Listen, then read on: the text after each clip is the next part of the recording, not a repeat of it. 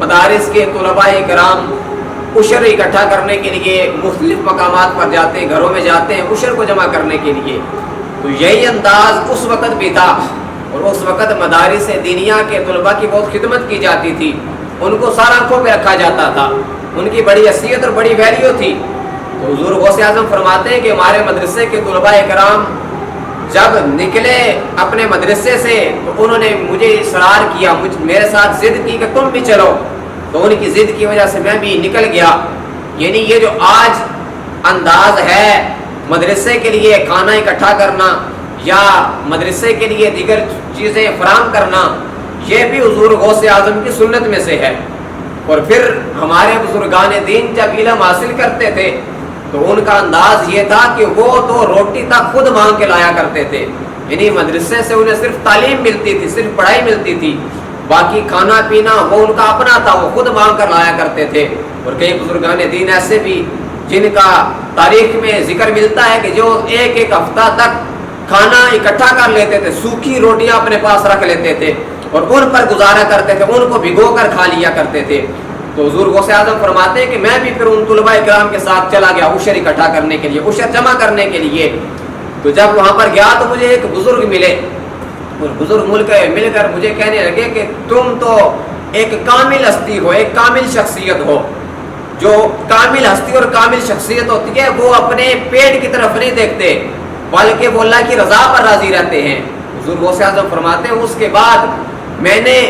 مانگنا اپنی ذات کے لیے ترک کر دیا، اپنی ذات کے لیے کسی کے سامنے دست دراز کرنا چھوڑ دیا۔ اسی طرح حضور غوث اعظم فرماتے ہیں کہ ایک مرتبہ مجھے بھوک کی اتنی شدت ہوئی، اتنی شدت سے بھوک لگی کہ میں چل نہیں سکتا تھا، اگر میں اٹھ کے چلتا تھا تو مجھے چکر آتے تھے اور میں نڈال ہو کے بیٹھ جاتا تھا۔ میں ایک اسی طرح چلتے پھرتے جو ہے وہ گرتا گرتا ایک مسجد میں پہنچا، ایک مسجد کے کونے میں بیٹھ گیا۔ تھوڑی دیر بعد وہاں ایک اجمی نوجوان آیا اور اس کے ہاتھ میں کھانا تھا، گوشت بھنا ہوا وہ لے کر آیا اور مسجد کے ایک کونے میں جو ہے وہ بیٹھ کر کھانے لگا۔ وہ فرماتے ہیں کہ مجھ پر بھوک کی اتنی شدت تھی اور مجھے کھانے کی اتنی حاجت تھی کہ بلا چاہے بغیر کوشش کیے جب وہ اجمی نوجوان لقمہ اٹھا کر اپنے منہ میں ڈالتا تو میرا منہ خود بخود کھل جاتا ہے کہ کاش کے لقمہ یہ میرے منہ میں پڑ جائے۔ تو تھوڑی دیر بعد فرماتے ہیں کہ اس اجمی کی نظر مجھ پر پڑی تو اس نے مجھے بلا لیا کھانے کے لیے کہ آپ یہ آئے کھائیں، لیکن میں نے کہا کہ میں نہیں کھاؤں گا، لیکن اس نے بہت اصرار کیا، بہت ضد کی اور مجھے بلا لیا کھانے کے لیے، تو میں نے کھانا شروع کر دیا۔ تو جب کھانا شروع کیا تو وہ اجمی نوجوان کہنے لگا کہ یہاں بغداد میں ایک شخص رہتا ہے عبد القادر کے نام سے، کیا تم اس کو جانتے ہو؟ شیخ عبد القادر جیلانی کہنے لگے کہ وہ شخص تو میں ہی ہوں۔ آپ فرمانے لگے یہ جو گوشت میں لے کے آیا ہوں یہ بھی میرا اپنا نہیں بلکہ یہ کچھ سامان تھا، کچھ چیزیں تھی، کچھ دراہم و دنانیر تھے جو آپ کی والدہ نے مجھے دیے تھے، تو آپ کی تلاش میں جو میرا اپنا زاد راہ تھا وہ بھی ختم ہو گیا، تو آپ کی اجازت کے بغیر آپ کی تلاش میں جب مجھے بھوک نے ستایا تو آپ کی اجازت کے بغیر اس میں سے